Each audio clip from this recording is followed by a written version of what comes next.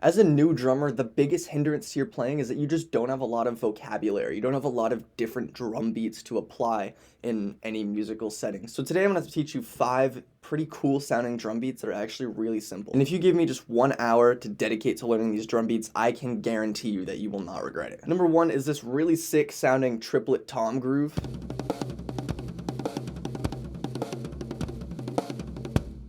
Obviously, this isn't the most intricate or impressive sounding of beats, but what you'll find in music is that it doesn't really matter how cool or how flashy what you're playing is, as long as it has a good musical application, and this absolutely does. So this groove is based off of the paradiddle diddle. If you already know how to do that, great. If you don't, it's just a paradiddle, but after the second double stroke, you add another double stroke on your opposite hand. So it's right, left, left, left, or left, right, right, right. It's played as a triplet. Simple enough? Cool, you already have the drum beat down. The way this beat works is it's seriously just a paradiddle diddle played around the kit. Your left hand is gonna stay on the high tom for the entirety of the groove, and your right hand is gonna alternate between the floor tom and the snare. So you're gonna play a paradiddle diddle, but on every second paradiddle diddle, you're gonna move that right hand onto the snare drum for 1 hit. And then on every first paradiddle diddle, you're gonna be playing a kick drum note.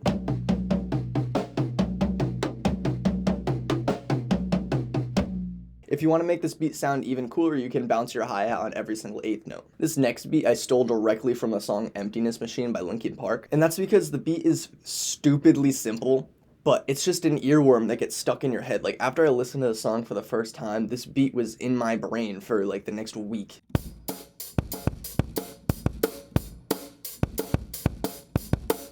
I'm going to break this beat down bar by bar to make it as simple as possible. This first bar is about as simple as it gets. We've got a hi-hat and a kick on 1 and then a snare on 2. Next it gets a little more complicated. The hi-hat is played in isolation on the 1, and then we have a kick drum on the and of 1, a snare on the 2, and another kick drum on the and of 2. Put the first 2 bars together and we get this.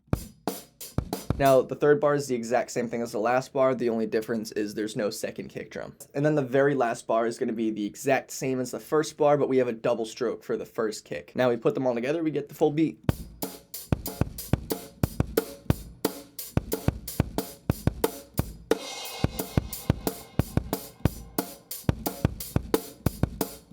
This next beat is actually my favorite drum beat to play ever, and that's because it's taken from the greatest metal song ever written, Backcountry by Avenged Sevenfold. Here's what it sounds like isolated on the kit.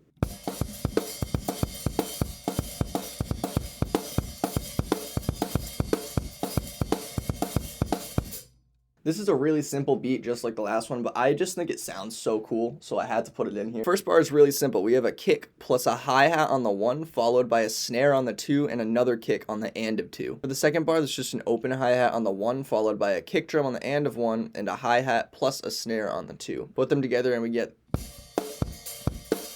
And the last 2 bars of this are the exact same thing, but in that first bar, instead of 1 kick on the 1, we have a double stroke that falls on the 1 and the and of 1. This drum beat and a couple of variations of it can be found all across metal and rock music and even dance music. And that's because it's just so simple, but so elegant that it fits with a very wide variety of songs. This next beat is a little challenging because it introduces 30-second notes on the hi-hat, but if you're good at double strokes and you start this at a slow enough speed, I really think this is doable. I don't know if it's just me, but I think beats with a lot of variations in the hi-hat pattern sound really sick. And that's what I really tried to go for when I was writing this drum part without making it too complicated. The first bar of this beat is just straight 30-second notes on the hi-hat. I play them with double strokes, but if they're easier for you, you can also play it with single strokes. And then under the hi-hat, we're gonna have a kick drum on the 8th notes. Coming out of the first bar, you hit the snare with your right hand on the 1 of bar 2, followed by a kick drum on the and of that 1. Next, to finish the bar, we have a double stroke that falls on the and of 2 and the 1 of bar 3. And now for the easiest part is just a linear thing between the ride bell and the snare. We have a ride on the 2 of bar 3, a snare on the 1 of bar 4, and lastly, one more ride on the 2 of bar 4. Altogether, it sounds like this.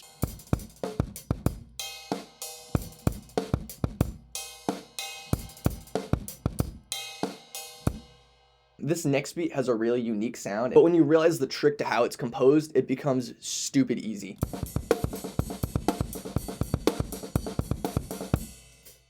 This groove is built off of the paradiddle, and the entire thing is just playing paradiddles between your left hand and your right foot. That's going to be the trickiest part of this groove, and you're going to have to practice it a little bit. Without any cymbals, the groove sounds like this.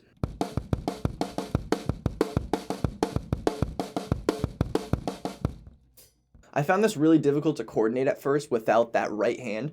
So one thing I found to help me was to just play paradiddles normally, but then while still using my right hand, also hitting the kick drum whenever I would hit my right hand. For some reason, coordinating a paradiddle with just your right foot and your left hand is really difficult, and by continuing to play it with your right hand, it just makes it a little easier. And then you can gradually remove that right hand until you're able to play the paradiddle without it. Once you're able to play the paradiddle between your right foot and your left hand, all your right hand is doing is playing eighth notes to keep time. It can be really difficult to play with all three of your limbs doing completely different things, especially with a weird pattern like this, where they're not all hitting linearly. So what I found best for helping me with this specific groove was to just isolate two limbs at a time and figure out how they relate to each other. And then once I could figure that out, then I'd try and introduce the next limb, and that would just make it a little bit easier. Once you get used to this groove, it can sound really awesome. And once you're really used to the muscle memory, you're going to want to start accenting certain snare notes so it sounds more like a groove and less like a chop. On this groove, you can just accent the 2 and the 4.